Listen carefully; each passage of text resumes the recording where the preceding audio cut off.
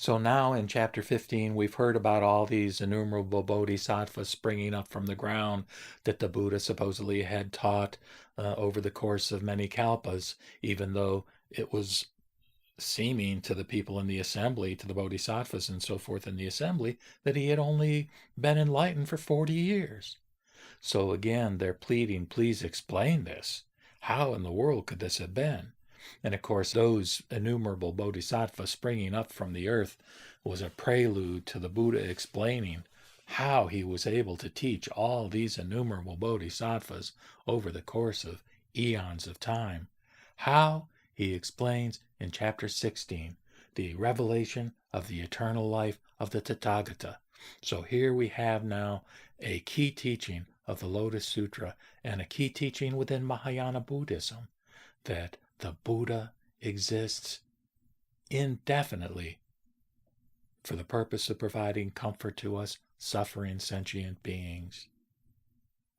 So at that time the Buddha said to the bodhisattvas and all the great assembly, "Believe and discern, all you good sons and daughters, believe the veracious word of the Tathagata. Believe and discern the veracious word of the Tathagata." And again he said to all the great assembly, "Believe and discern the veracious word of the Tathagata." Then the great host of bodhisattvas, Maitreya at their head, folded their hands and said to the Buddha, "World-honored one, be pleased to expound the matter, and we will believingly receive the Buddha's words." Thus they spoke 3 times, repeating the words, "Be pleased to expound the matter, and we will believingly receive the Buddha's words." Then the world-honored one, perceiving that the bodhisattvas thrice without ceasing repeated their request, addressed them, saying, "Listen then, all of you, attentively to the secret, mysterious, and supernaturally pervading power of the Tathagata. Consider. Now has Sakyamuni Buddha come forth from the palace of the Sakya clan, and seated at the training place of enlightenment, not far from the city of Gaya, has attained perfect enlightenment. But, my good sons and daughters, since I veritably became Buddha, there have passed infinite, boundless hundreds of thousands of myriads of kotis of nayutas of kalpas. Thereupon the Buddha addressed all those bodhisattva mahasattvas. Good sons and daughters, now I must clearly announce and declare to you, from that time forward I have constantly been preaching and teaching in this Saha world, and also leading and benefiting all living beings in other places, in hundreds of thousands of myriads of kotis of nayutas of domains. Good sons and daughters, during this time I have ever spoken of myself as the Buddha Burning Light and other Buddhas, and also have told of their entering into nirvana. Thus have I tactfully described them all. Good sons and daughters, whenever living beings come to me, I behold with a Buddha's eye all the faculties, keen or dull, of their faith and so on, and I explain to them, in stage after stage, according to their capacity and degree of salvation, my different names and the lengths of my lives, and moreover plainly state that I must enter nirvana. I also, in various tactful ways, preach the wonderful law which is able to cause all the living to beget a joyful heart. Good sons and daughters, beholding the propensities of all the living toward lower things, so that they have little virtue and much vileness, to these men and women the Tathagata declares, "In my youth I left home and attained perfect enlightenment.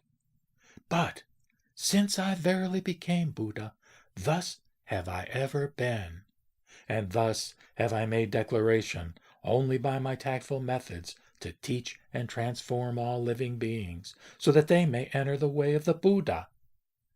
Good sons and good daughters, all the sutras which the Tathagata preaches are for the deliverance of the living. Whether speaking of himself or speaking of others, whether indicating himself or indicating others, and whether indicating his own affairs or the affairs of others, whatever he says is all real and not empty air. Wherefore, because the Tathagata knows and sees the character of the triple world as it really is, to him there is neither birth nor death, or going away or coming forth, neither living nor dead, neither reality nor unreality, neither thus nor otherwise.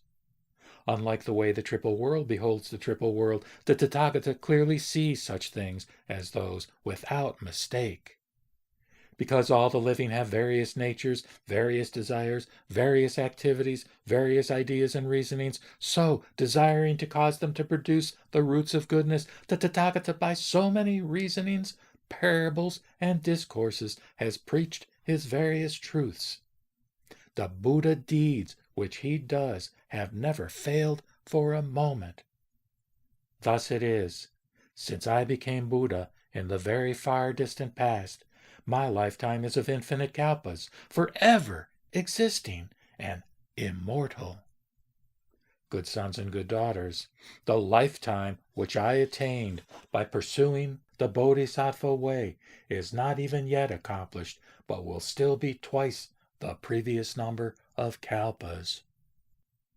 Since I attained Buddhahood, the kalpas through which I have passed are infinite thousands of myriads of kotis of years. Ceaselessly preached I the law, and taught countless kotis of creatures to enter the way of the Buddha. Since then are unmeasured kalpas. In order to save all creatures, by tactful methods I reveal nirvana. Yet truly I am not extinct, but forever here preaching the law.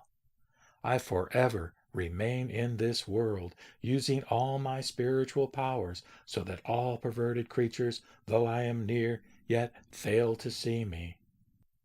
I behold all living creatures sunk in the sea of suffering. Hence I do not reveal myself, but set them all aspiring, till, when their hearts are longing, I appear to preach the law. In such supernaturally pervading power throughout Asamkhya kalpas, I am always on the divine vulture peak and in every other dwelling place. Tranquil is this realm of mine, ever filled with heavenly beings, parks, and many palaces, with every kind of gem adorned, precious trees full of blossoms and fruits, where all creatures take their pleasure. All the gods strike the heavenly drums and evermore make music, showering mandarava flowers on the Buddha and his great assembly. My pure land will never be destroyed. All who perform virtuous deeds and are gentle and of upright nature, these all see that I exist and am here expounding the law. My intelligence power is such, my wisdom light shines infinitely. My life is of countless kalpas, from long cultivated karma obtained. You who have intelligence, do not in regard to this beget doubt, but bring it forever to an end, for the Buddha's words are true, not false. Like the physician who with clever device, in order to cure his demented sons, though indeed alive, announces his own death, yet cannot be charged with falsehood, I, being the Father of this world, who heals all misery and affliction for the sake of the perverted people, though truly alive, say I am extinct, lest, because always seeing me, they should beget arrogant minds, be dissolute, and set in their 5 desires, and fall into evil paths. I, ever knowing all beings, those who walk or walk not in the way, according to the right principles of salvation, expound their every law.